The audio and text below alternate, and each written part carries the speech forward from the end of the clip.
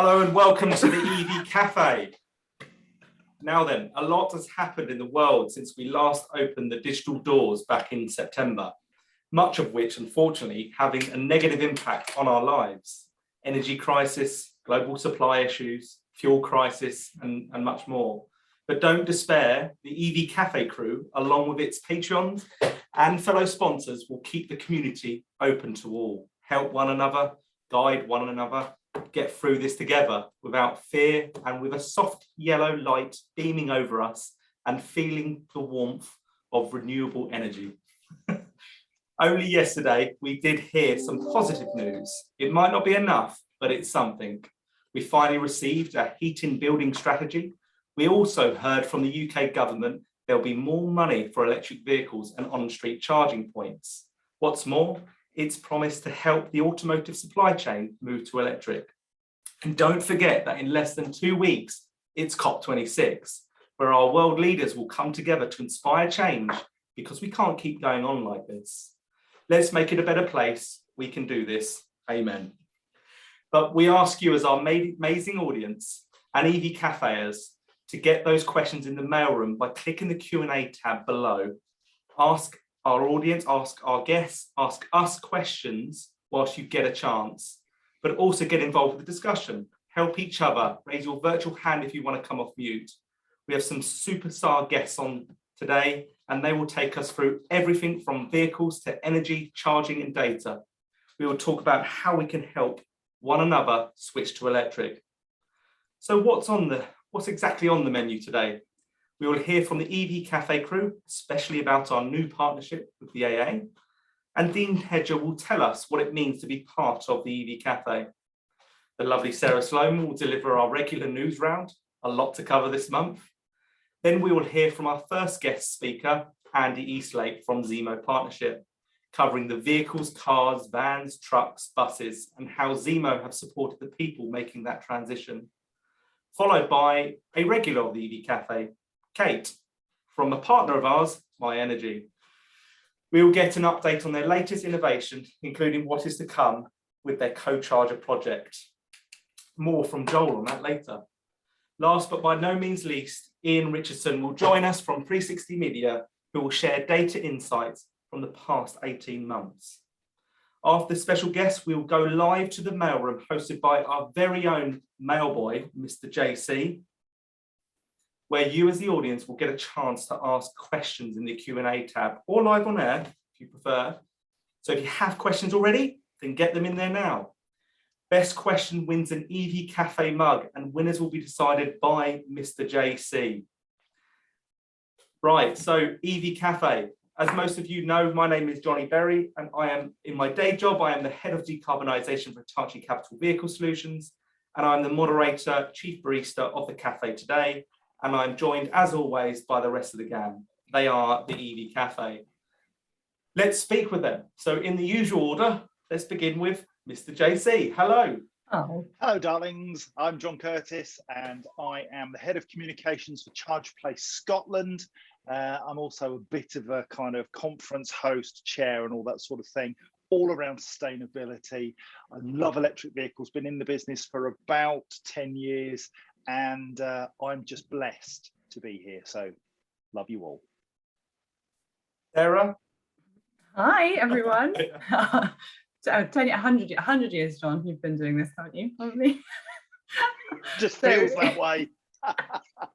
Yeah, somebody said to me yesterday, wow, the years haven't been kind to you. That was nice. I enjoyed that. I'm Sarah Sloman and I'm the Head of Future Mobility Partnerships for Elmtronics and Hubster. And I too absolutely love electrification. And prior to that, it was all about sustainable infrastructure for walking, cycling, buses and sustainable cities. So for me, being part of the EV Café is all about galvanizing that progress towards making the change, making the transition away from internal combustion engines and into less polluting electric vehicles. So we've got a jam-packed show, 93 of you tuned in already. I will watch that figure go up as the days go on. Speak to you soon. Usually the point where I introduce Paul Kirby, but he's running a little bit late. So we'll go on to Sam Clark. Bye, Sam. Thanks, Johnny. Good morning, everybody. Oh no, it's good afternoon now, isn't it? Excuse the sore throat. I'm a little bit tender today. My name is Sam Clark, and I'm Chief Vehicle Officer for GridServe. I'm very proud to say we won a couple of awards last night, hence why my throat is a little bit croaky. But yeah, as always, it's great to be here and to chat with these lovely people and indeed yourselves. And looking forward to the show. We should see Paul Kirby appear anytime soon. Before we start, I want to run by the digital housekeeping, especially for any newcomers to the show. First up, your involvement is really, really important to us. I'm repeating myself here, but please get those questions in the Q&A tab. And if you want to come off mute and talk to us, then please raise your virtual hand during this time. For anyone on camera, if you are going to talk, then please raise your hand as if you're at school, because we may have up to 9 people on the screen at any one time. So it just avoids crossing over each other. But other than that, let's get on with the show without Paul Kirby. So, John, I mean, we have some amazing patrons and sponsors now. Why are they important to us? Why do they matter? Because they allow us to do the things that we do. For instance, Fleet and Mobility Live, we were able to all go there, visit, see wonderful people asking, to be honest, a wide range of questions about renewable energy, about electric vehicles, about systems that connect all those things together. We were able to showcase our sponsors and our partners, and we were just able to have a brilliant talk to real people about the challenges that they face. Moving to electric vehicles is not as easy as some would have you believe. It is not the solution for all people all the time, without overcoming some of the hurdles that they have in their heads. And the experience that we have with our partners and within this team is brilliant, but we can't sit in isolation. We can't just sit behind screens. We have to go out and meet people and challenge face to face some of those preconceptions. Your sponsorship, the Patreon patronage that you give us, the partnerships that we have allow us to get out and see real people. And as we move further and further into COVID having an impact, it's more and more important that we stay safe, do the right thing, look after each other's health. So where it's not possible, we'll continue to be out there on the webinars, on social media, talking, moving the message forward. But fundamentally, we want to get out and engage with people. And your support allows us to do that. What's next on the agenda, John, in terms of maybe physical events? Is it the London EV show perhaps, or are we doing anything special at COP26 that we can share with our lovely audience? Yeah, so COP26, we have a day planned where we're going to be taking pledges from a lot of companies in the UK who want to communicate just what they're doing. We've got some really big household names coming along to talk to us about how they're changing their business, because they recognise that it's not just talk. And COP26 is always one of those places where we're criticised for just talking about targets and talking about what we should be doing. But actually, we're engaging with people at the Arnold Clark Innovation Centre to take those pledges from people and allow organisations to communicate out their commitment to improving the climate. We've also got the London EV show, which we are delighted to be at for 3 days in December. Again, where, God willing, and COVID allowing, we will be there to champion electric vehicles in a way that nobody else does, frankly. There's no other group of 5 people who come together from different businesses to champion EVs, not our own businesses, not the businesses we represent, but the technology, but the change in lifestyle, but the behavior change that's necessary to make better, cleaner transport and cleaner air a reality. Now, as I briefly touched on in the introduction about the UK government support, what do we all make of this announcement? It's great to have. Oh, I'm putting my hand up. Sarah. Okay, it's great to have. We know that change comes from, well, financial stimulation in most ways. So if the government's willing to stump up some cash, then that tends to make people be a little bit more imaginative about how they could spend that cash. So it's great to see their colours being nailed to the mast on that one. So millions of pounds being put towards charging infrastructure, but also I'm encouraged to see the kind of campaigning side as well, because there's no build it and they will come, yes, but if people don't know it's there and they don't know what it is and they don't know how to use it, then that's when we see a disparity between what's been built versus what people said they wanted, and that's when the criticism comes shortly after. So hopefully there's a lot of consultation and public engagement in and amongst that funding, and that's why groups like this is so important. That we've got 110 people tuning in right now. There's already questions piling up in the Q&A, which is fantastic to see. But consumers are hungry, people are hungry for information. Money will only go so far, so let's keep a close eye on what's being proposed. Let's try not to let it change too much and try to inform as much as possible to help shape those future infrastructure plans. John. I just think the really important thing here is this is 440,000 jobs that we're talking about, real people who are going to move from their existing sectors into new businesses. And they're not new businesses which are pie in the sky. The money, the policies, realistically, they haven't changed very much. The policies are broadly the same as they've always been. Slight change of focus. However, I do think that the money that's being invested and has been already launched, has already been announced. It's not new money. This is old money just repackaged. But what is key is the focus of this money is about creating new opportunities for people. New opportunities to work, new opportunities to have new technology, more opportunities for cost-effective solutions that can be delivered here without all of the carbon of moving stuff around the world to come here and support our industry. We have homegrown solutions right here. And for me, that's the really important part. Now, as you mentioned earlier, we attended the Fleet Mobility Live event last week, during which we announced a brand new partnership to join the likes of our amazing other partners, myenergi and Geotab. And JC, don't we have a video to share our lovely audience about this? We might do.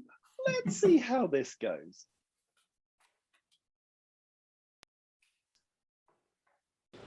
We are the EV Café, and today we have a seriously important announcement. Walk this way.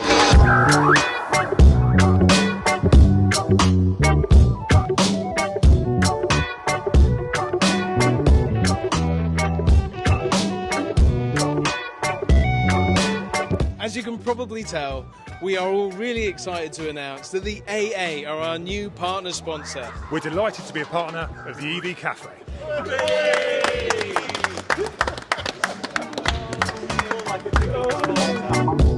Well, hey everybody, we are absolutely thrilled to announce a new partnership with the AA. And I'm here today with Dean from the AA. Dean, tell me, why have you guys decided to partner with us at the EV Café? I think what we have is a shared vision. Our focus has been obviously on supporting electric drivers. Our recent campaign, Power to Electric Drivers, is testament to that. And we're delighted to work with you guys in the future. And Dean, how do you see your customers, your partners, your members benefiting from this relationship?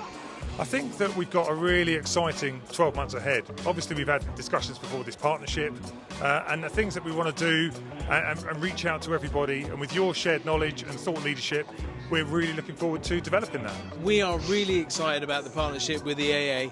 We really believe that it is going to boost our mission to accelerate the transition to electric vehicles.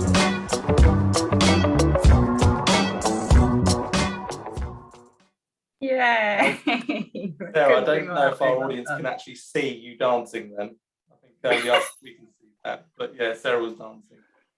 Welcome back to the EV Café, shall I say, Dean, because you're a regular. Yes. So, but yeah, welcome back. Glad to have you on. Please do tell us a bit more about why the AA have decided to partner with the EV Café. Yeah, no worries. We'll do, Johnny. It's great to be back. Hello, everyone. Hello, who knows me. Hello, who doesn't. John, I was going to just check. Have you got that slide, that backdrop slide?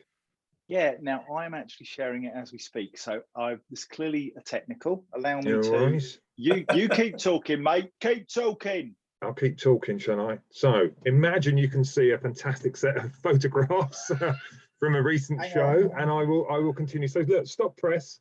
Quick announcement off the hoof. I am fresh back from London at the Business Car Awards last night, where the AA won the Customer Service Award and also the award for Best Innovation. So really, really pleased with both of those.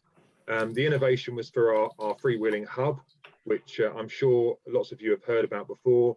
Some of you may have seen our live demo of the freewheeling hub at the Fleet Live show, which is what these images are from. So we had a great day, a couple of weeks ago now, 2 or 3 weeks ago now. Good to get out and about as the world is unlocking, and Fleet Live was one of those sort of first events that we managed to do. And it was a great opportunity to launch the partnership that we've got in place now with the EV Café. So, also, do you know what I was going to say? Johnny, your competition, listen, let's throw in a squidgy van in there as well, shall we? I've got new fresh stock up there. Look, fresh stock up there. Free squidgy to the winner as well. So look at that. Brilliant. Impromptu giveaway. You can't say fairer than that. But so look, our focus at the AA is to set a vision for the road ahead for all drivers, whether they be EV, hydrogen, traditional combustion engines. You know, our current campaign, Power to Electric Driver, is very much aligned within our business internally and externally, so that we meet the needs of the growing pool of EV drivers across the whole customer base and obviously across the members as well. Partners that we already work with include established and emerging vehicle manufacturers, charge point operators with our outsourced support for drivers at charge posts, links with power providers, and now, of course, the EV Café. So there we go. What a great addition to that illustrious bunch of organisations I've just mentioned there. So, as I mentioned on the video you've just seen, we've got a shared vision, which is to enable drivers to make that transition from individuals to fleets. The thought leadership from the Café team is second to none, and we're delighted to align with such a knowledgeable, forward-thinking group of people. So, look, you know, great to be working alongside you guys a lot closer. So what are we going to do? I hear all you people say. Well, obviously, as everyone has said, we've all got our own day jobs, but obviously the work that we do alongside the EV Café, it very much accompanies that. So it's things like podcasts, sharing information on what we see with EV performance. We'll keep you all up to date on how these little boxes of software on 4 wheels are behaving in real life, because they are a little bit different to the oil burners, but probably not as much as you might think. But we've got lots of information on that we can share. And I think it's a call out to all the different organisations that are watching this now. If you need any insight into that from us, you know, people at the AA to come and present to your organisations, then just let us know through the Café, through me, LinkedIn, whatever. We're happy to get on board and help you, work with you. We're also going to be doing shared events with the Café crew, so things like Fleet Live, which was the announcement. We've got the CV show that'll be back next year. We've got ITT Hub activity as well. So we'll have shared presence on stands, aligned messages, a joint approach. And John mentioned the London EV show, and we're looking forward to getting to that too. I think for those of you with that in your diaries, the date's just changed. I think they just moved to the 14th to the 16th of December or something. So that's right. Business Centre, isn't it? Which is a great little venue, actually. I'm looking forward to getting there for that. Maybe a little bit of Christmas shopping while I'm pounding the beat in London. Obviously, we've got webinars to do. This one is something we'll be involved in as well. Not every time, so rest assured you haven't got to listen to me every time. That is my promise to you. We've got AA ones that we do as well, and we get involved in wider automotive ones too. So organisations such as the BVR Relay and Greenfleet. When I mention Greenfleet, this is something that's keeping us all awake at night now, especially on the group and me, is the EVROS during COP26. So we've got the electric vehicle road to Scotland. So I'm sure lots of you know all about this. So we're all involved in this, driving almost, I think, 1,200 miles around beautiful Scotland in an EV to show how easily that can be done. So we are all furiously mapping charge points. Just to let the team know, heads up, you know the AA have got the customer service for most of those charge points in Scotland, and I would never turn them off to my advantage and charge them back on. You know, I'm just saying I would never do that. But we look forward to some fun during that week in November. Other things that we're going to do together, working on like an EV cafe for AA members, you know, to provide advice and guidance. And then we've got, which goes without saying, social media activity. I think we're all a bit guilty of showing off on LinkedIn at different times. So I'm sure we'll all continue to do that and use the other mediums such as Instagram and Twitter and Facebook. The AA has a whole social media team which we can align with you guys in the future. So, you know, just to finish off from me, it's really exciting to be involved. I feel like I'm working for a 100-year-old startup at the AA. I think I might mention that before. You know, as we develop new propositions, new services, and forge these new partnerships like we're doing with you guys. So yeah, exciting times ahead. Looking forward to it. Any questions? Brilliant. Thank you, Dean. JC, I've noticed there's quite a few questions in the Q&A tab. Shall we go to the mailroom section of the show? I mean, I've got a question. Where is Paul Kirby? I'm here. Here he is. Better late than never. Better late than ever. Listen, we've had some really good debate and dialogue in the first AFP ELCV training course, and of course that's very exciting. Thanks, Kate. Acronym police. Hello. Okay, very good point. Well done, Samuel. I'm glad that you've stepped into the fray there in my absence. The Association of Fleet Professionals Electric Light Commercial Vehicle course.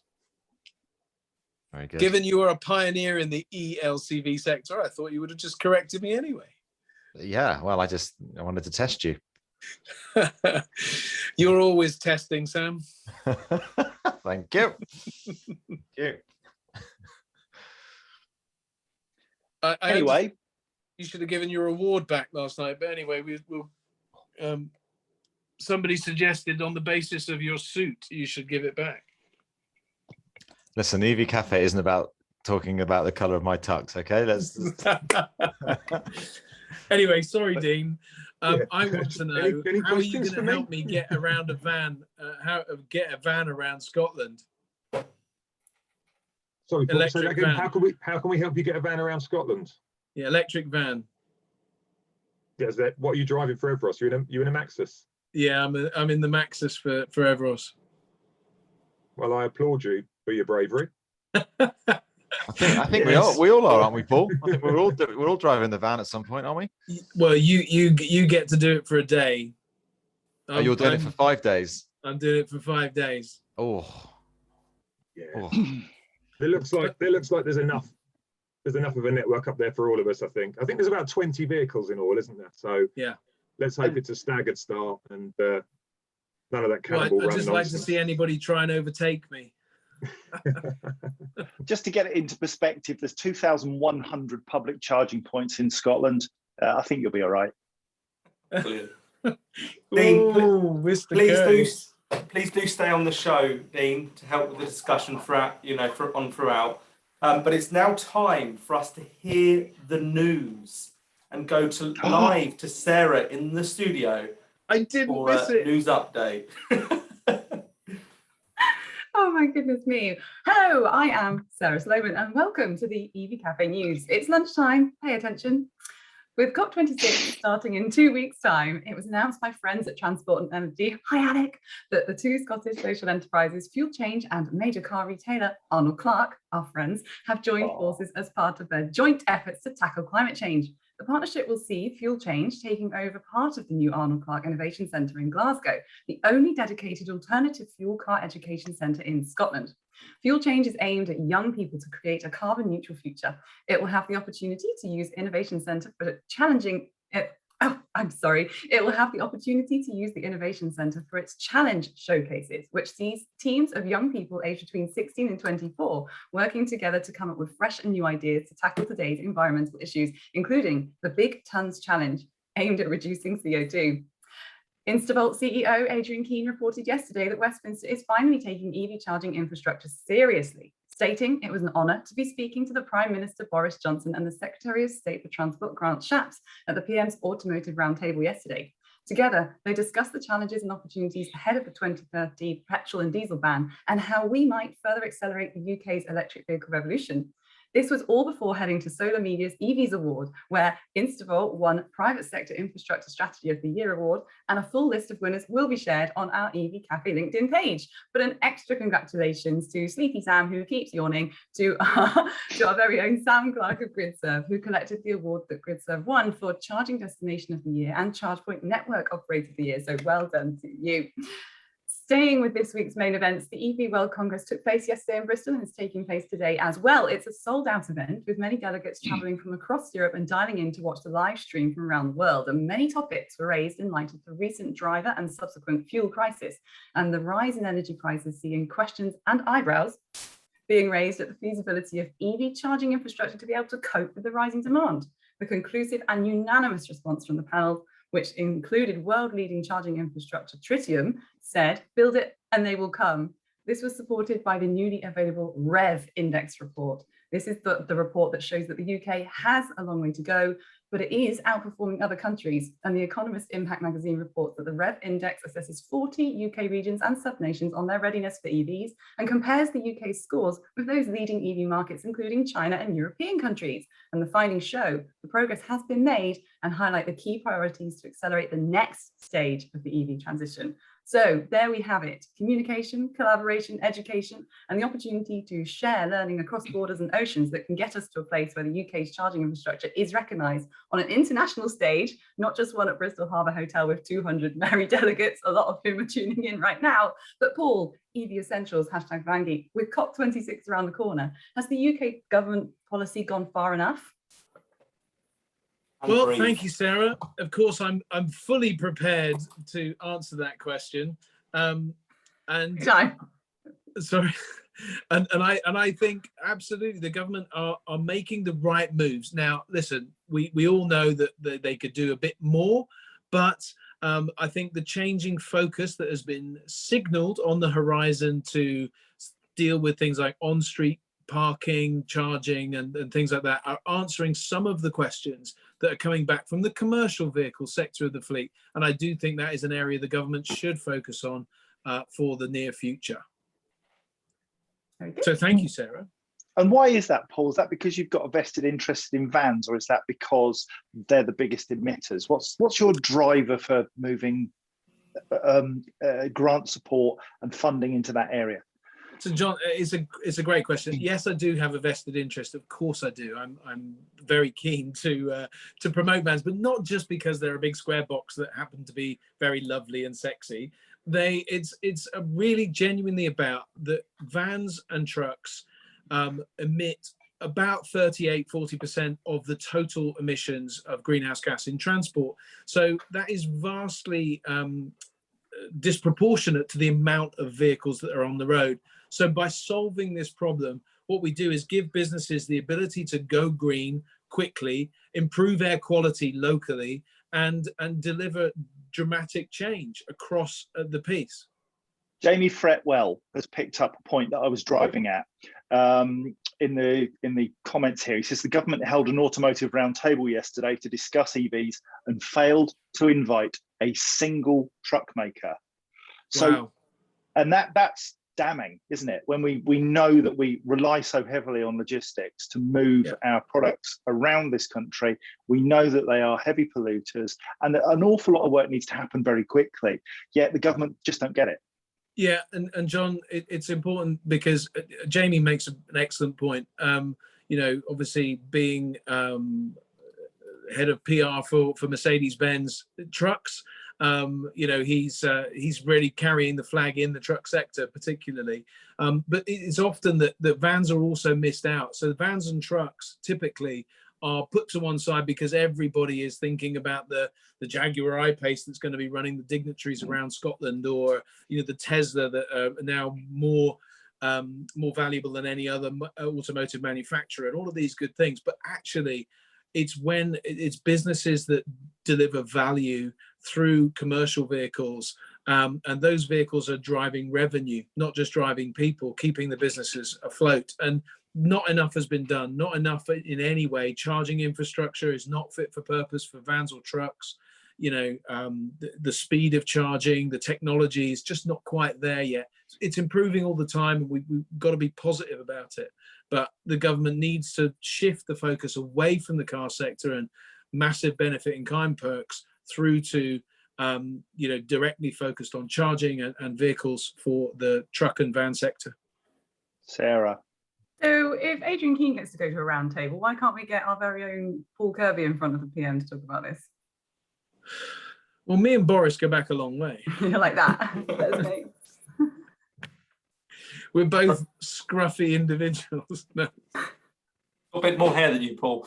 Anyway. It's not out of the question, is it? Jokes aside, that isn't out of the question. We do need that. That is what we need to do. There was a big text going on our Patreon group about road signs, and it made us realise that actually as a group we're very powerful, and we could push somebody like you, Paul, forward to get that voice heard, or Jamie, or any of us.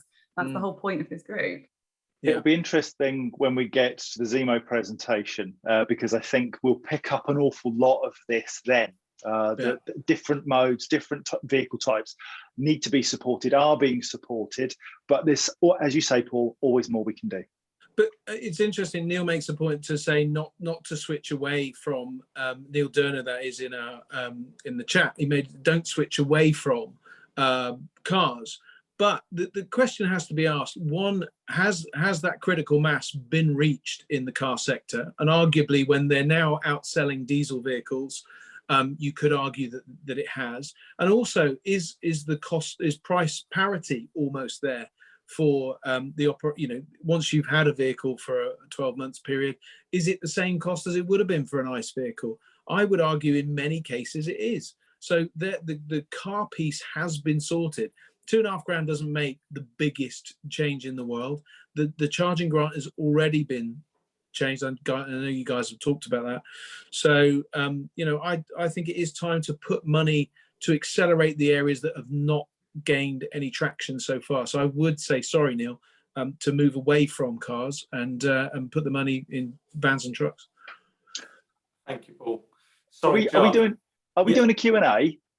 We will get to that shortly, John, because it's now time to welcome our first guest speaker of the show, Mr. Andy Eastlake from the Zemo Partnership. Welcome to the EV Café. Thank you, Johnny. Thank you. Hopefully you can hear me. And a very interesting chat that's been going on, and absolutely agree with some of the points coming up in the chat online, and also from Paul and the team. So I'd actually like to pick up on this, and we at Zemo, we kind of sit in the middle of this, working with government, working with members. We are right in there talking to some of the people that Paul's highlighting around what the next phase should be, what the grant should be. And I mean, we've been doing this for almost 20 years now, so we're part of the ecosystem, which means we're probably part of the problem, but hopefully part of the solution as well. And just in a couple of minutes, what I want to do is take this opportunity, because we get so embedded in this and into the detail. Sometimes it's useful just to step back and ask a little bit of a question about whether we are doing the right thing, and whether there's more we can do. So hopefully maybe someone can wave and confirm that the slides are up there. Because, brilliant, thanks, Johnny. Because I just wanted to really ask a couple of questions. Is the car still the star? Exactly as Paul was saying, do we focus too much on the car? And then how do we power the people? One of the key questions, and it's come up this morning, is around communication. How do we get the people that aren't necessarily working on a spreadsheet to make their car selection move to an EV? So let's gallop through this a little bit. And I think from my perspective, a chart I use all the time is really just looking at how we're doing on plug-in cars. So it all looks pretty rosy. This is the picture, plug-in cars over the last 8-9 years. Battery electric vehicles in orange, the plug-in hybrids in blue. We're now at over 15% battery electric vehicles, 20% of vehicles with plugs on them. Model 3 was the biggest seller last month. So everything's looking like it's going in definitely the right direction. But let's just, and there's nothing like a good picture to help us out with these things. So let's just move on, if I can move down again. So if we put that in context with the target, the 100%, we've got to get to 100% vehicles. 20%, it's only a fifth of the way there. We're not really doing as well as maybe we all thought. And when we start to put that in context with the time frame that we're talking about, and just to highlight those crosses on there, that's the 2030 sort of everything with a plug on it, and 2035 everything zero emissions. Actually, you know, this is not a small challenge that we've got to get to. And at the moment, year to date, about 9.5% battery electric vehicles, about 6% plug-in hybrids. So still quite a challenge. So we've still got more to do. But let's try and put that also in context with some of the other areas that we're looking at. And within Zemo Partnership, we look across the whole of the road sector. And one of my government colleagues' sort of mantra is electrify everything, which I'm sure goes down well with this community. There are some categories that are really moving forward. If we look at the moped market, and here we're working with our colleagues at the MCIA who represent that whole motorbike, L category, trike, quadricycle, moped sector. Actually, mopeds are running at about 33% of the market are fully electric right now. Now, we have a grant for mopeds and electric powered two-wheelers, and that's clearly paying some dividends there. But there's a really good movement in the moped market. But that's only within one section of that category, that sector. If we look at motorbikes themselves, you know, the bigger bikes, the ones that actually are a bit more of a greenhouse gas contribution, albeit the motorcycle sector is relatively small without a doubt, they're right down at about 3% of the market. So we've certainly got a task to do on the motorbike sector to try and get that community to think about electric vehicles. They're still, you know, they're probably where we were with cars 4 or 5 years ago in terms of them being a bit expensive and, you know, the perception of the range not being sufficient. So we've got to think about motorbikes. And then there's another sector that is almost completely ignored within here, which really ripe for electrification, which is this quadricycle L category, the small last mile delivery. And this is something we're working on very actively with the MCIA. And in fact, you may have seen that there's a plan for us to publish an action plan for the L category sector in December at Motorcycle Live. We'll be working with the MCIA, and that's been tasked. We've been tasked with that by government to say, we understand this sector has a real opportunity. What can we do to really kickstart it? So, you know, watch out for more on this whole interesting L category sector. Now, success stories, you know, if you were to pick an area that has really made it move, taxis. Around about 95% of the taxis sold in the year so far are plug-ins or fully electrics. Vast majority of those LEVC, great British success story. So the taxi market gets it. Black cabs, they are electrifying and going really well. Another area that we've been a really big focus on is buses.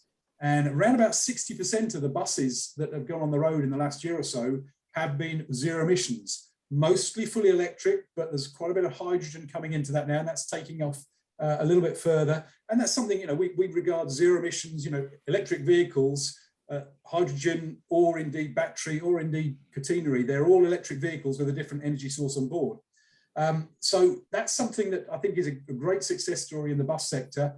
That has had a huge amount of support, huge amounts of money, huge amounts of grants, both for infrastructure and for the vehicles themselves. And that really is paying dividends. And in the latest round, you probably heard, there's about 4 billion looking at public transport. So big chunk of government money to get people onto the vehicles and to make them clean at the same time. A couple of areas that Paul's sector are absolutely vans. Right now, vans, only about 3% of the market. A little bit of feedback there from someone. So I think there's a really interesting space, and I absolutely agree with Paul that vans need to be a big focus. Great opportunity, very, you know, the fastest growing sector in the market, yet to really sort of take off in the way that we want. I would say that is really starting to happen now. There's some great products coming through and some really interesting things. Trucks, I would say, is the next big thing. And I would personally agree with Paul. There's an argument to say we've moved on from giving grants to cars, and we probably can't afford to give grants to 200,000 plug-in cars a year. Trucks really haven't had much of the funding yet, And that's something we are trying to work on and working with government to look at. Now, there's a theme here. I think hopefully you'll see that actually there is a really sweet spot for vehicles. The urban operating vehicle, the urban buses, mopeds, those taxis, they get it. That sector, and there's a big chunk of vans that really should be in that space. And I will hold up Sam Clark, colleague, as a pioneer and a champion in this space, who got it and got it early in electrifying an urban delivery van fleet right at the early stages of this. So it absolutely can happen. But there's certainly a need for us to move into the other sectors and really try and drive those forward. One of the big questions, and I just want to highlight this in one slide, is what are we going to do with big trucks? Really, really big challenge. How are we going to make those zero emissions? And actually announced yesterday in the net zero strategy, you may have seen it if you were digging into, I think it was page 152, they actually committed to some large scale trials of hydrogen electric road systems, which is a sort of overhead catenary, and indeed battery electric trucks, to really try and work out how we're going to take this forward. So trucks are going to see some big money, I would say, in the next 2 or 3 years to find out which of these sectors and which of the infrastructure systems that we need to support them will kind of move forward very quickly. So that's a really, really big statement from government to try and tackle one of the biggest areas that we don't yet know the answer to. The other question that I think, and just to raise it and sort of throw it out to this group, is if we're not going to have a load of grants and make it really, really cheap, and people love a grant and think they're getting one over on the government by having a grant, we've actually got a lot of sticks and carrots out there already for electric vehicles. We've got parking spaces, green number plates. We've got more money for charging coming through in grants. We've got very, very good benefit in kind tax regimes. We've got ultra low emission zones. We've also got pump prices of fuel that are, well, as high as they've been in 10 years, are actually the same as they were back in 2012 now. So we've got quite a lot of measures, but they're all sort of spreadsheet driven. And one of the things that I think we've got to move out of, and if you like, this is one to throw out there, is how do we get the people that don't buy their cars with a spreadsheet and the EV early adopters, how do we get them on board with the sort of simple messages? And this is where Zemo again does a lot of work, a lot of, we sort of own the space of the sort of central consumer information. So we've traditionally had a label in the dealerships. I think it's fair to say that dealership labels are probably not the way to get information across anymore, because not that many people go into dealerships until they're ready to choose the colour. So what does this community want to see in terms of information to really move things forward? So we're really interested, Zemo Partnership is here to help and push this forward, and really, really keen to help support this and move from the early adopters that we've got at the moment into mainstream with the information. I will stop there, thank you. Excellent presentation, thanks Andy. Great job. JC, we have lots of questions. Shall we open the mailroom for 5 minutes? And Yes. Apologies to our other special guests. We will need to delay you for a moment or two. We are running behind a bit on time, so let's only answer a few questions now and come back to the mailroom later on. All right, dude. We're going to go with 2 questions. First one's from Jill Forsyth, and Jill reminds us of why we are here. She says, "Hi, great to join you for the first time. I've heard that an EV battery is similar to a phone battery, i.e. it deteriorates over time, and when it fails, you can't replace it and have to scrap the whole thing. Please tell me it's not true." It's not true. Okay, let's tackle this one quite quickly. Who wants to take it? Sam, Chief Vehicle Officer, Grid Serve. Yeah, I can have a high level go at it. I mean, ultimately, a mobile phone battery is very, very different to that of a battery in a vehicle. There is a huge amount of hundreds and hundreds of individual cells, all managed very carefully and controlled through the controller systems within the car. And it's very, very different exercise in looking after and charging the cells within an EV relative to that of a mobile phone. So there's a huge amount of protection in there to make sure that the batteries are looked after. Again, a good friend of ours, Dr. Ewan McTurk, has a huge amount of videos on his Plug Life channel in regards to batteries. You often hear batteries talked about with usable capacity, and the reason why there's usable capacity is because there is gaps, or there is contingency in the batteries at the very bottom end and the very top end, So when you say one of your vehicles is 100%, it's not actually 100%. It's probably more like 95 or 90, because the car is protecting the battery on the top end and the bottom end to look after it generally. So yeah, there's I can't go into science like you and Can, and I've just seen his name pop up as well, but they're very much looked after and protected in a vehicle, and so the longevity is significantly longer than that of a mobile phone. And Jill, I think it's worth adding to that the vehicle batteries typically have an 8-year warranty, and they are sort of guaranteed to sort of remain above a certain percentage. And should that percentage drop below the given percentage of the manufacturer, individual cells can be taken out and replaced, and sort of the battery effectively refurbished to a usable standard. So you can take a great deal of confidence from that. Yeah, an EV battery is not like a battery. That is one cell, but an EV has hundreds of these usually in the floor pan, and you can just lift them out, replace them, and your battery's good to go again. And you only need to replace the ones that aren't functioning. EVs, way to go. Great question. I saw that Dr. Ewan McTurk was in attendance, so I've unmuted him and asked him if he wanted to share his views. Afternoon, everyone. Yeah, hi. Well, I think Sam answered quite a lot of the electrochemical side of things really neatly, actually. Thank you. But I would add to that how does that translate into the real world? Well, there are electric vehicles from the early 2010s, such as the Renault Zoe and the BMW i3, and I've yet to hear of any of them that have any noticeable battery degradation. On top of that, I have a 2014 Nissan Leaf on the driveway, which has lost at most 10% of its range over that time, but that's just according to the readout on the computer. To be honest, I've not noticed any loss in driving range. And likewise, I've got a Model S with over 100,000 miles on the clock, and that's still doing an easy 220 miles per charge. Yes, thanks, John.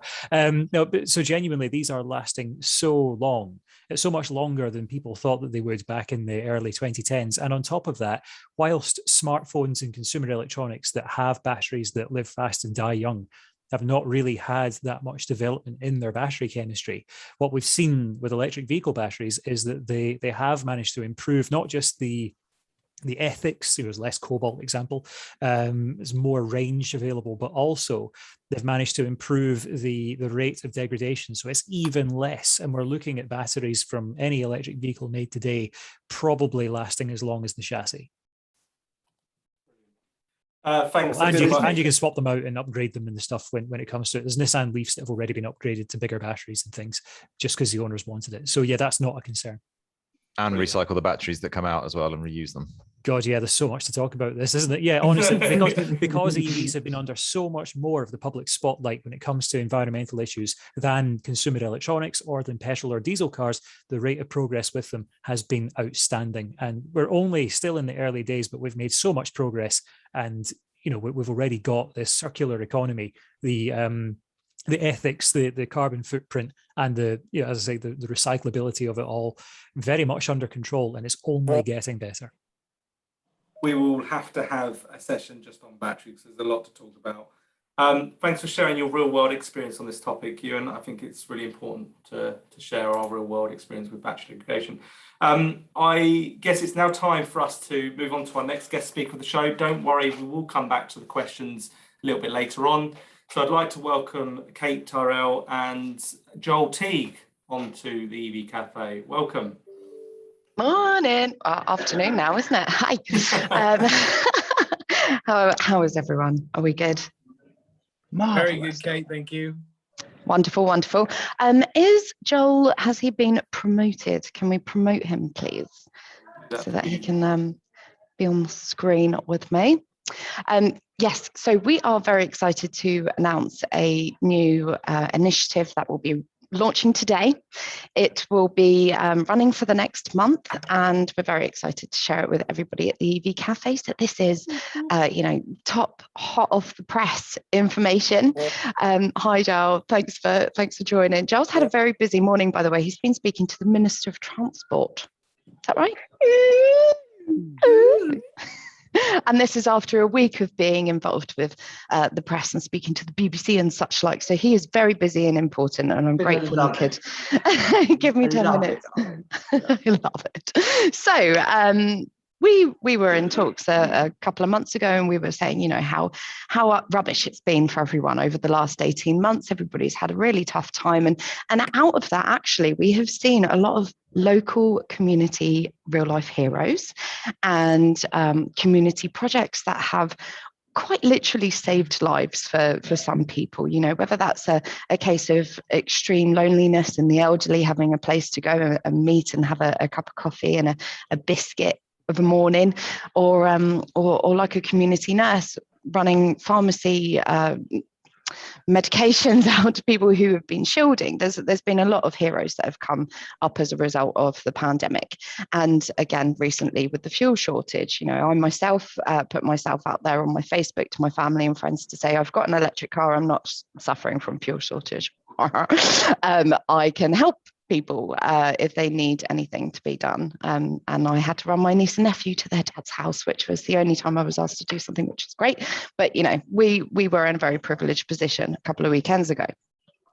Saying that, there are some people who are absolute pinnacles for their local community, and we want to recognise them.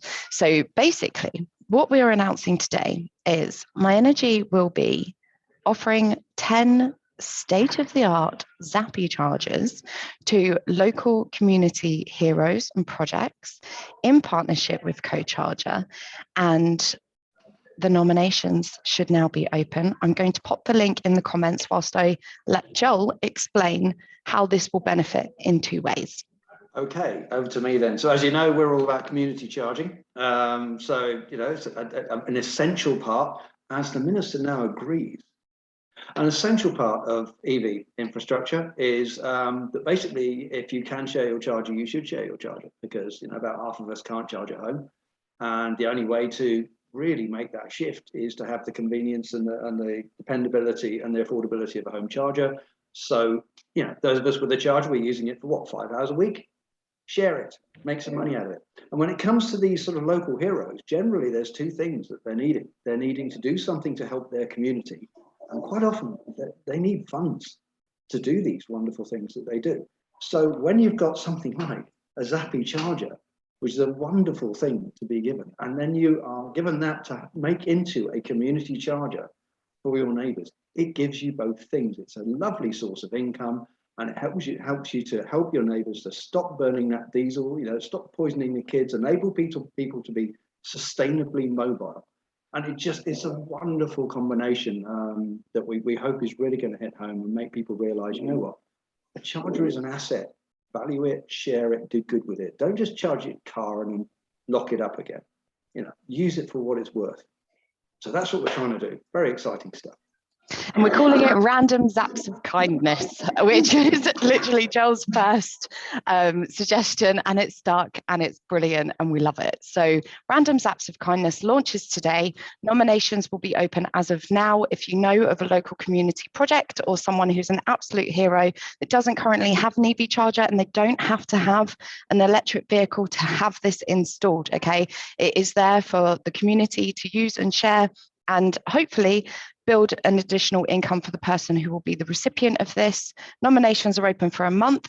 So we will be closing nominations on the 20th of November, and we're announcing the winner. There he is, sounds like, look at Zappi. And the winner will be announced on Green Friday, the 27th of November. Very exciting. That's amazing. Okay. So can I ask that Kate and Joel, you stay on, and can I ask that Andy and Dean also please come back on for when we open the mailroom in just a moment's time. But before we do, I want to welcome our final guest for the show, Mr. Ian Richardson from 360 Media. So welcome, Ian. There he is. Hi everybody. Good to see you. Thank you for having me on today. Joel and Kate, really good initiative there. Very, very pleased to see that. We've been supporting Joel quite a bit, but great to see. I've got a few insights. So the plan is it's 12 trends, driving fleet electrification. Some are car fleets, some are van fleets. The sample was 200 fleet interviews conducted in October. So this is, when I say hot off the press, we're still charting, but so hopefully, can you all see that? Yeah. Yeah. Fantastic. Okay. So yeah, just wanted to build a little bit on what Andy was talking about. A lot of our data is probably slightly more car derived, but we are measuring both. It's just in terms of some of the things we're covering in terms of knowledge, policy, etc. Slightly more activity on the car side at the moment, but that doesn't mean we're not covering vans. Okay, so just 30 seconds on 360. There's a little GIF kind of video that you may see there, but essentially all the products on the left and the right merge into what's behind me now, which is our new club called the IEV Club. But essentially, we're out every quarter measuring UK fleet managers for our EV index. So on an annual basis, we're covering about 2,000 interviews. So the good thing is we've got frequent trended data and we can monitor the progress. On the sustainability index, this is something we'll be announcing properly in the next week. So obviously I'm telling you now, but we're taking data feeds from 7 or 8 leading providers in the market at the moment. Some of them are still in kind of contractual basis. I can't reveal who they are, but this will be performance data. So we'll see things like average time of home charging, average time of workplace charging, average time of network charging, and what are the costs. So obviously with the energy price hike at the moment, we can just see how that kind of changes. So that's a little bit about us. I've been in and around the automotive sector for about 20 and a little bit years. I'm too polite to say how long. Okay, so we're going to cover education and knowledge. I know some people don't like the word educate. EV demand, policy support. This is quite interesting around home chargers as well. Supply chain, mainly leasing, but we've got a lot more data than the 5 minutes will allow today. We've just started measuring trusted brands, but I want to road test this with some of the people like Kate and Sarah and Sam before we start revealing that in public. And I think what we're also going to do is merge 2 waves of data. So we'll have about 500 respondents as opposed to 200, 250. Okay, so the key findings today from the EV index, and we've got a little bit of trend data at what's going to happen in the last year. So in terms of knowledge, so I think this is really good news. So 39% of fleets are extremely confident in their knowledge of electric vehicles. And around half are confident, which leaves around 16% that are lacking confidence on their knowledge, which I think is a pretty good finding. 21% of fleets are confident, extremely confident in achieving their cost savings on BEVs and ICE. But again, extremely confident is kind of the gold standard. I think this is just going to echo in the point that more needs to happen in the market with these conversations. A slight negative, but again, I think we have to look at the positive in terms of where the fleets are, is around 6 in 10 fleets are rating their knowledge of EV infrastructure. So I'm pleased that Joel and Sam are on here today to talk about that, a 6 out of 10. And I won't go into the details, but for those that are familiar with the Net Promoter Score, and bear in mind this is fleets rating themselves, so they're being extremely honest about this. If this was a Net Promoter Score, when you dive into the data, they'll be scoring themselves a minus. So this is absolutely not a slight at them. It's more of a call to action that we need to do more. And that's why I'm really pleased to be at the EV Café today.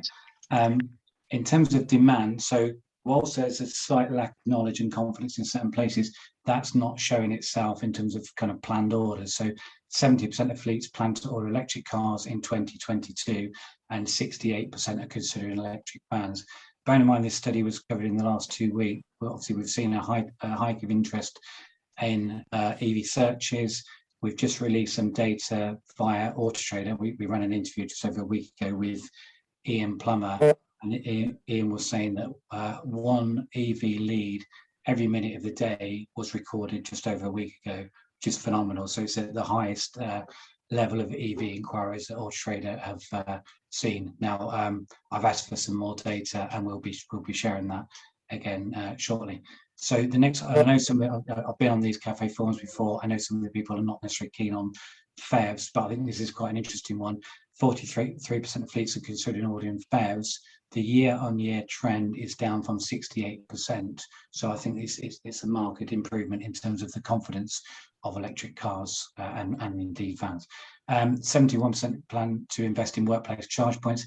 Before anyone asks why is that a greater number, I think there's always a lag. So people start, the early adopters with electric vehicles and then start thinking in certain cases, how can they charge them? Again, I'll come on to whether that's right or not in the next slide.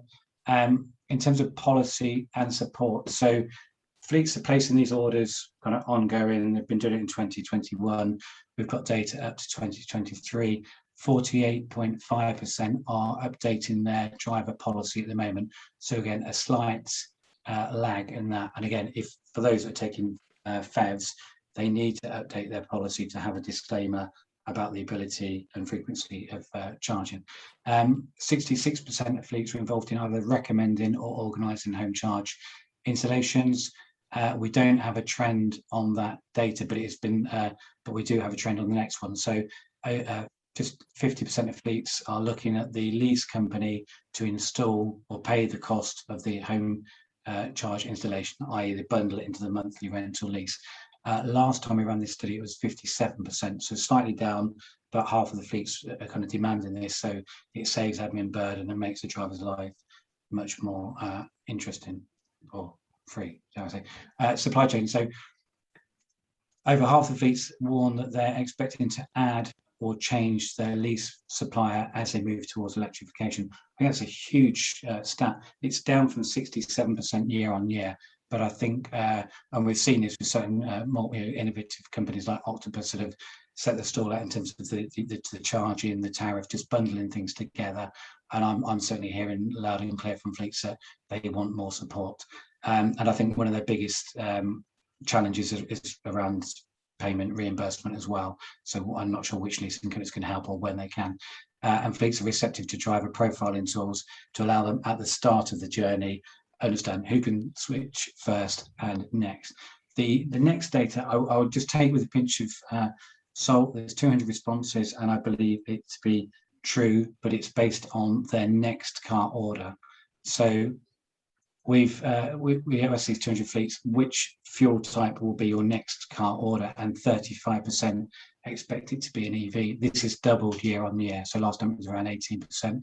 Then it's petrol. Then it's FEV. So you're not even seeing dealers in the top three, diesel, sorry, in the top three. You can see the sample size at the bottom of the data. And I just think the point that we made earlier on that 2030 for vans is probably 1.5 replacement cycles. For cars is pretty much 2 now. And the combination of the change to the market from semiconductor charging shortages, WLTP, Brexit, etc., that we kind of need to move quickly and make sure we kind of share resources. So that's pretty much it for me. Thank you. Fantastic, Ian. Good stuff. Thank you very much for that. Really interesting statistics in there. Best of all, of course, seeing diesel going way down. Absolutely. Right, okay, so let's get to Q&A because we've got 11 questions. So if panelists can all come back on. So if you've appeared this morning to chat, including the wonderful Dr. Ewan McTurk, if you wish, I'm going to put a couple of questions together because I think they're related. Jim Blair, our friend at Arnold Clark, has said, according to the Daily Mail, so it must be true, Treasury and Transport are having a bit of a bun fight over the plug-in car and van grants. Do we really think they'll cut or abolish the grants in the autumn statement next week, just days before COP? And Jim Hunt asks a separate question that says, re-COP 26, are we already screwed beyond reprieve, or is there still hope? Well, there is hope because it's just been announced that Vladimir Putin is not coming to COP26, which frankly is great because that's one flight down. But frankly, don't we all need to be playing on the same field? Do we not all need to be agreeing? Because if Russia just goes and does their own thing, China does their own thing, what hope have the little old UK got? What do you think? Sarah, you've usually got an opinion. Well, it's not just Vladimir Putin saying he's not coming to COP26. And no. I just hope that that is a climate decision in itself rather than a shun of the whole process. But we've seen, I think I've been looking at COP26 for the last 6 months, and I have seen the general public, which is how I do my topical barometer, starting to take an interest in COP26. So I'm still encouraged. I'm still going to be part of it. I'm really proud of the EV Café to generate those pledges, which I think will stimulate a lot more interest in other business sectors too. So for me, I think it's definitely worth doing. I wonder if it has the clout that it's rumoured to have. And it worries me that nuclear is attracting a lot of the attention to solve the energy crisis. And the grants I suppose Andy Eastlake from Zemo, the grants and the autumn statement, always pressure on grant funding. But when we're going into potentially periods of austerity, could be even harder hit. What do you think? I think it's a really interesting question. I haven't got a crystal ball to give you an answer of what will come out of that, of course. We certainly are seeing, some real commitment to support areas. Even more money announced yesterday, so another 620 million. I think reading between the lines, that wasn't focused on cars. That is other sectors that we've got to really support. So, as I mentioned earlier, we can't really afford to keep giving £2,500 to every electric vehicle. So, and as was made, I think the point was made. The numbers stack up now. There's an awful lot of cases. If you're buying a vehicle or leasing a vehicle, 90% of vehicles are leased in some way or financed in some way. You do the sums. What we've got to do is get that sum, that pocket cost calculation in front of people so that they don't feel they need a grant. And that's something we've got to be really focused on. I would doubt they'll announce just before. They're not. There are always good days to bury bad news. I'm not sure just before COP is the right one there. Well spotted. Joel Teague, I think, Kate, you're on standby for this one. And I probably would like to get Sam's view on this as well. Do you think that the UK EV charging infrastructure will be up to scratch in time for us to really start to sell EVs to the masses? That's from Lucy Trott. Joel, what do you think? EV infrastructure up to scratch? I think it will be. I'm more confident than I was an hour and a half ago from talking to our new Minister for the Decarbonisation of Transport. Did you speak to the Minister for Decarbonisation?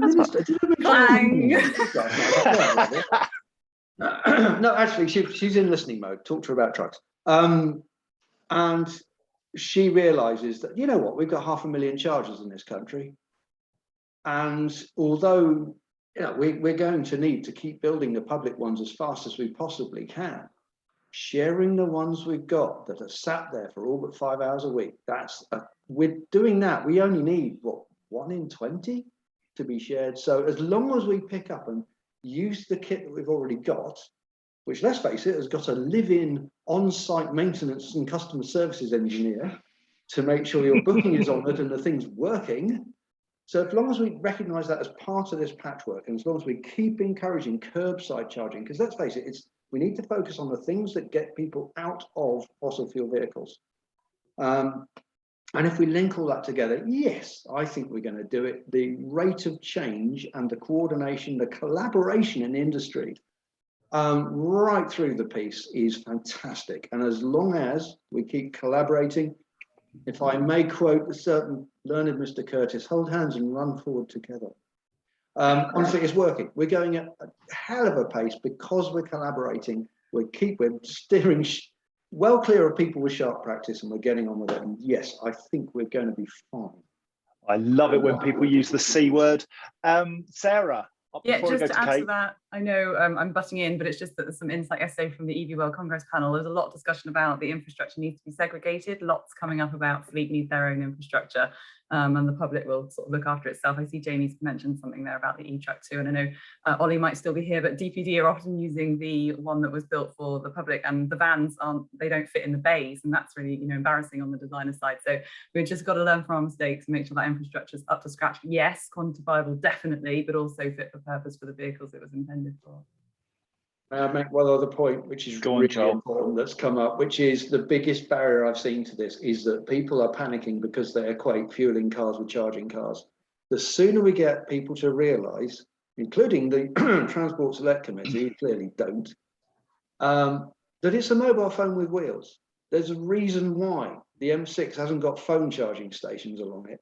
Once people start to realise how much better it is, the way you fuel an EV, how much more flexible, how much better it is than sticking fuel in a car, and start realizing the realities, the flexibilities, the opportunities to do it better, then we'll worry a lot less about our ability to deliver public infrastructure.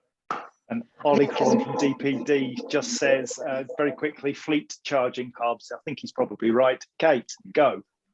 I was just going to say, I think we actually need to be looking to the next challenge that comes after public charge infrastructure being delivered is actually, bar the independents like GridServe, Ionity, Instavel, all these wonderful, reliable chargers that are on the network, is putting more pressure on the oil and gas industry, like NewMotion, like BP Pulse, ChargeMaster, all of that, to have better operations and maintenance of public charge infrastructure. But also, how do we pay for that skill shortage as well? Because there are so many mechanics out there who won't really need to use that skill set in the next, in hopefully 3 decades time. Are we investing more into young people now learning how to do the O&M on that public charge infrastructure? And will we be cross-skilling current mechanics to cover that as well? And why are the large businesses not being penalised for leaving perfectly good chargers completely unusable? It drives me insane, and it's always a bone of contention on Twitter as well. So that's my bit. Thank you, Kate. And somebody who's actually doing something about that and walking the talk is Sam Clark from GridServe. We're doing something, aren't we? We're certainly helping, and it's as has been mentioned already by Joel. I think it's a collaborative approach, and it's certainly, and indeed the company names that Kate mentioned. We've all got to do better and do more, and hopefully, if we carry on the trajectory we're doing right now, I think we will be fine. And I think the commercial element is an important one as well. I think there's a whole layer of infrastructure that doesn't exist that needs to for the commercial sector. The bays weren't designed and service stations for vans. They were designed for the cars that were parking there, and we need a whole another section to support that going forward. So, and that's gonna take some work because we haven't got anything that's fit for purpose at the moment. You're right. Now let's. There are some really, really good people who've put their hands up. Let's go with first. Then let's go with Andy, and then Dino. You're on. Oh, thank you. Sorry. The internet connection broke exactly as you said my name there. I was like, was that me? Yeah. Cool. Thanks, John. So coming back to the earlier point about sharing existing charging infrastructure on people's driveways, that's possibly one of the quickest ways to improve the dire charging situations in some areas. So, for example, in Scotland, we've got the likes of Dundee that's just charging ahead, with no pun intended, with amazing charging hubs, etc. Stirling, similar. But then you've got Edinburgh, which is just woefully slow to roll out charging infrastructure. You've got Inverclyde, which is also quite bad at it. So if there are enough electric vehicle drivers with driveways, with a home charge point, and enough space on that driveway to accommodate someone else, that could actually be exactly the means to increase adoption in that area. So the co-charger model would be a brilliant grassroots movement that means that we can decarbonise our transport, whether Edinburgh Council likes it or not, quite frankly. And the fact that you'd be able to book the date and time and be guaranteed that the charge point would be available there would give far more peace of mind than a piecemeal 1 or 2 on-street charge points scattered haphazardly across a large city centre. Thank you, Ewan. Andy? Yeah, it's just picking up on that point that Kate made. And one of the things we're doing within the EV Energy Task Force is looking at this challenge of the existing infrastructure. And one of the conclusions coming out is that we really need a sort of consumer body with some real teeth that can approach this in a more centralized way. At the moment, it's a very free market and you complain to whoever.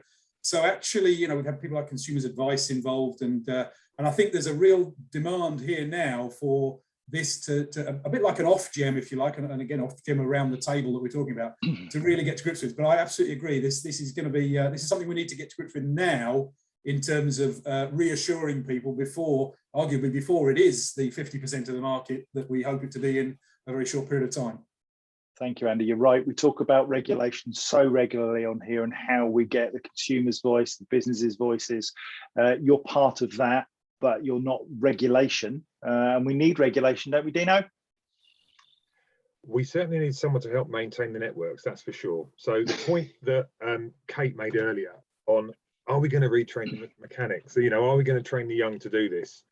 There's a train of thought and a lot of work that we've done within the AA, which is not public knowledge yet because nothing has been confirmed and signed off as the way forward. But we're very much looking at the way and the work that needs to be done through the conversations and the customer service we provide to the CPOs currently. There's a lot of things they want done physically on the ground that you don't have to be an electrician for. And it's working out exactly the line between, there's a gap. There's a gap on those kind of smaller, more simple tasks, as opposed to the tasks where you need to be a trained electrician to work on a live post. And we've got very much a focus on what could we do in that space. So can't say too much because obviously there's confidentiality internally in terms of what we're working on, but we are very much thinking along those lines. So don't be surprised when, hopefully in the next 12 months, you know, we are able to serve that gap in some way. That's our intention. Okay, thanks, mate. Martin Schaefer-Bartold, what a great name. How do we get workplace charging provision take up to increase to the point where on-street charging becomes largely unnecessary? What do you think? Andy, any thoughts? I think there's an interesting area. One of the benefits of electric vehicles is the potential for grid balancing, both if you talk vehicle to grid, or indeed just as a controllable demand. That we know the upstream energy system is going to need a more flexible demand side and grid behind it. So there is actually a benefit in having an awful lot of vehicles plugged in for long periods of time if they're not being used, that you can then use to manage your energy system. So I think there's going to be some really interesting plays here about how we get the best out of the vehicles, the best out of the batteries, the best out of the energy system, all with the view of delivering the mobility that we actually want. This is a really interesting space to be working right now. And I think that's probably where I'll leave it at the moment. It is an interesting space. Now, somebody, Jim Hunt, has asked a very round fringe events for COP26, because clearly there's the green zone, which is where all the hoi polloi and the really posh people go.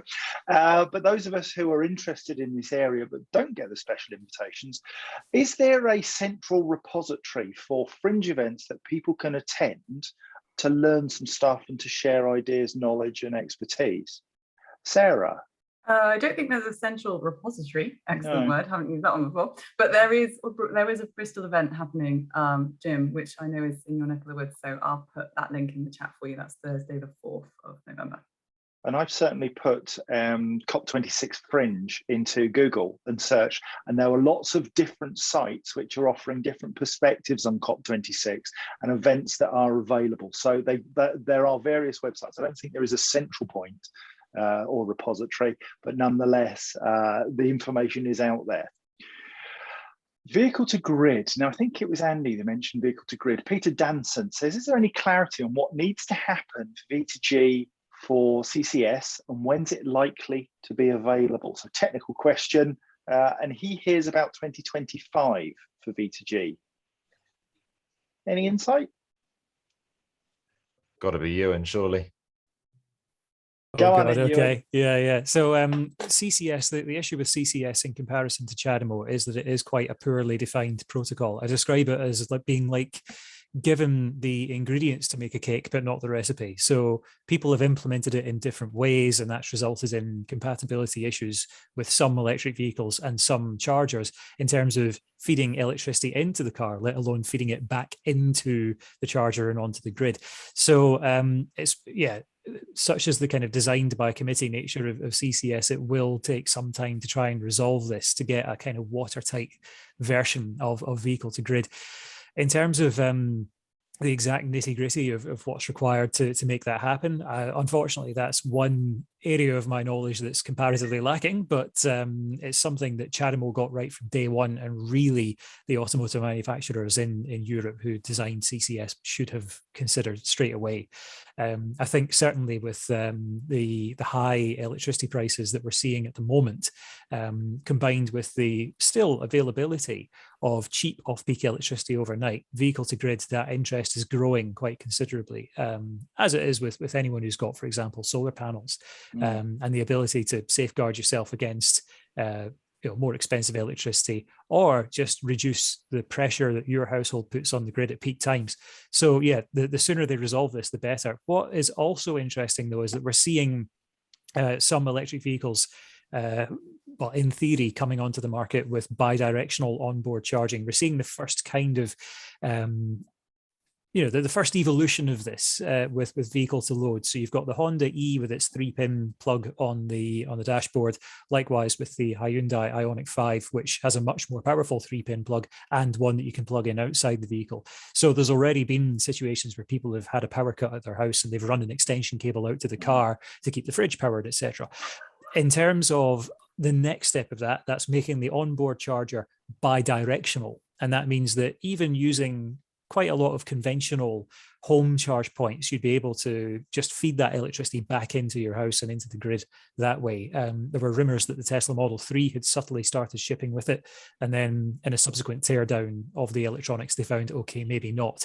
But it wouldn't surprise me if that started to be offered as an option. So will we need it with CCS is the next question. Or with the likes of the Ioniq 5 making the whole idea of being able to plug a lawnmower, a kettle, a camping stove into your car, something that's quite desirable. Are we going to see a natural progression of that and having the onboard charger allowing you to feed back into the grid, and all of a sudden a lot of existing home charge points can be used for vehicle to grid? Thank you, Ewan. The man that is Johnny Berry has his mitt in the air. It's not for me, actually. We have an audience member from the audience that's raised their hand, Mr. Jim Hunt. I'm going to take them off mute. And whilst he's joining, let me just say that the green zone is available for everybody. It's the blue zone where the special people go. Thank you, Kate, for correcting me. Hello, Jim. Am I live? Can you hear me? You are live. Well, I sit on numerous Zoom calls every week because I'm on all the British standards, IEC and ISO International Standards Development Committees for EVs in general and vehicle to grid in particular. So if anybody's got any specific questions, I can fill in some of the gaps that Ewan left. How long have I got? How long have you got? We've only got 9 minutes left of the show, but you can stay around. Sorry. I was just wondering whether Jim might be a guest for another day, and that perhaps what we could do is get the Brains Trust, which is Ewan and Jim, on the same show. Sounds like a Christmas special, doesn't it? Sounds like a meltdown of the brain to me. So we'll try to keep up. Yeah, I'm up for that if Ewan is. Absolutely, yeah, definitely. In fact, ping me an email or on LinkedIn or whatever afterwards, because I'm intrigued by the fact you've got access to those standards. I'm intrigued. Yeah, Jim. Draft. Sorry, I was just going to say my email is already in the chat. If somebody other than Andy wants to get in touch, or I'm Soul Surfer on LinkedIn. But I just sent you a request on LinkedIn. You were very easy to find, Jim. Yeah. So we'll have you on for another time then, Jim, if that's okay with you. We'll reach out and speak to you about some dates. Yeah, all right. But we're working away hard in the smoke-filled back offices of ISO and IEC, even if it's not obvious to the rest of the planet just yet. Brilliant. We look forward to hearing that. That's really helpful, and I think what that will do is it will give us some understanding of the fact that we do have those standards in place, that you are working hard to make sure that the standards are there for all of us to benefit. And whilst many of the viewers that we have won't understand much of what's going on, it's reassuring to know that there are people like you helping us all get through the new technologies. Have I got time for one more question? You've got all the time in the world, John. All the time in the world. David Bushnell, how do CPOs and government address the social poverty between those that can charge at home on cheap tariffs and those that have to rely on public charging at premium prices per kilowatt hour? Co-charge might be able to help with that. But just so big shout out for you, I think, Joel. Sarah. Yeah, this came up a lot yesterday on the EV World Congress. An interesting proposition was put forward saying, could local authorities somehow subsidise the cost of charging if you can't charge at home? That was difficult because, of course, they live there, but it's not their fault. They can't have charging at home. And also the local authorities pointed out that they already run their networks at a very, very low profit purely to pay for the costs on top. So it's kind of a not-for-profit exercise. So to then have to subsidise the charging as well in that local authority area seemed a bit nuts. But it did make me wonder if the wider kind of CPO network could think about some kind of prepay or roaming, or it's definitely one for kind of Octopus or Mina to pick apart, I think. Yeah, most definitely. There's a lot of questions. There's 2 or 3 questions about energy and the DNOs and keeping their side of the bargain in terms of being able to upgrade the network and be able to supply energy where it's needed. And we do have a wonderful relationship with National Grid, who regularly come along and talk to us about the energy sector and how it is more than ready to cope with demand. I think it might be useful for us to run something again around this area and give Lorna McAteer and Graham Cooper an opportunity to have a chat, perhaps, around that. What do you think, Sarah? Hand in the air again? Yeah, again, we'd have to get one of the distribution network operators on a DNO, like Western Power Distribution or Northern Grid Power. They're a fantastic engagement panel. And what's really interesting, again, is it just came up time and time again yesterday on our panel debate, because it's all very well having a change strategy and investing in the vehicles, but then if it turns out that your fleet yard or depot isn't capable of taking the power required to recharge, then you're kind of facing a huge bill. And we saw UPS in Camden have to use batteries because they knew they were releasing and renting the site. They didn't see the need to invest in the grid upgrade required there. So this is more frequently, I'd say that 2-3 times a week I have this discussion with people about costly grid upgrades and what they can do about it. So it's worth a whole session on itself, I think. Kate, you've got your mitt in the air. I do, yeah. I've just had a little thought sprung to me, and I thought it might be worth sharing. On the whole local authority and people who are, struggling with fuel poverty and being able to charge their cars if they don't have their own driveways, is this not something that potentially a local authority could introduce, like an RFID card that would enable them, that would be heavily subsidized to enable them to use their local charge point networks at a lesser cost? Because, similar to people who are on like job seekers allowance or disability benefits, maybe they could be offered that up. And do we have anyone in the room who's able to bring that to someone's attention, or is that another time, another place? I mean, my instinctive response is that, I wonder if, I think we've got disparity in terms of the people who use EVs. Do we have people who are on job seekers allowance using EVs? What we do have in Scotland, for instance, is all 32 local authorities have huge networks of chargers, except Edinburgh, of course, who have a couple, and many of them are completely free. So they dispense energy completely free to users. Not all of them, but about 80%. It does happen. It's happening less and less as the squeeze is put on. It comes down to finances at the end of the day. And they can't afford to give away free energy and have the maintenance contracts and all the other things. So they start to charge. Andy, do you have your hand in the air? Yeah, absolutely. A couple of points, actually. Firstly, on that one, we mustn't lose sight of the fact that we are trying to get some people, where appropriate, out of cars as well. So it's not just about putting 40 million EVs on the road. It's about as many people using a scooter, a bus, walking, cycling, as well as, where necessary, EVs. And if those EVs are on the road, can we share them, push up the occupancy? This is not just a technological solution to the problem. So I think we want to wrap that up, and that's where some of the social equity and things, we've got to get buses and public transport at a price that people can afford relative to motoring, which is part of the problem we've had. One other point, we're just picking up on the DNOs really, within the Energy Task Force, the EV Energy Task Force, the challenge that the DNOs face and that they have presented in the past is absolutely writ large. There's a lot of work going on in this. There's an awful lot of heat maps that you will have seen from the DNOs, looking at where they can and can't install things.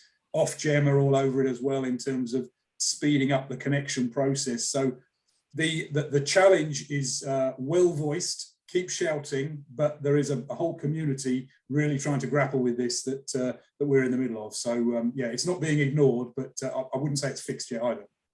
Thanks, Andy. Final word, if I may, to Dean, our latest partner. Go for it. And if you could come off mute if you fancy. Schoolboy error there. Thank you, John. Just a quick one on the free networks you talked about. We see that when we support the free networks, incredible amounts of volume coming through on calls from those. But the moment they start charging, you see a reduction in the calls almost overnight. And I think that's just to show that they're obviously not essential to that area to be used. Because if they were, people would still continue to pay. There's very much people using them because they're free for that period of time. And then we see the calls drop when it shifts. So that's interesting. A little bit of insight. Thank you there, Dean. Adding value as always. Johnny, are we done, mate? He's also on mute. Yeah. Amazing. No. It's because I've got this cough. I've been muting myself. I'm afraid that's all we have time for, John. So I don't know about you guys, but I saw some fantastic questions today. And Mr. JC, I'm sure you will announce the winner on our LinkedIn page. So make sure you're a member. So you'll do that afterwards. Sam, you have your hand up? I do. I just want to say one last thing, and that is if I can change my background that way. Thank you to all of these wonderful people again. myenergi, Geotab, and now the AA, and indeed our patrons for all who support. So if you are interested in being a patron, then please do subscribe to the calls. But otherwise, to our 3 sponsors, thank you very, very much for all of your support. Yeah, couldn't do it without you. I love you guys so much. Thank you very much, everybody. Cheers, guys. See you next time in November. Thanks, everyone. See ya.